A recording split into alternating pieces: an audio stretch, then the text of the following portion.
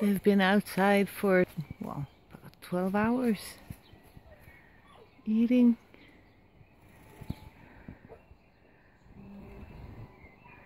Boiled carrots, sweet potatoes,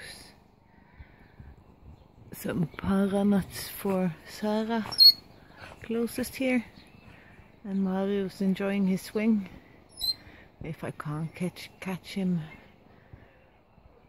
into this one, this is where he'll be staying the night. I think she wants to come inside. You doing, Zarah? Yes, gonna come in? Hmm?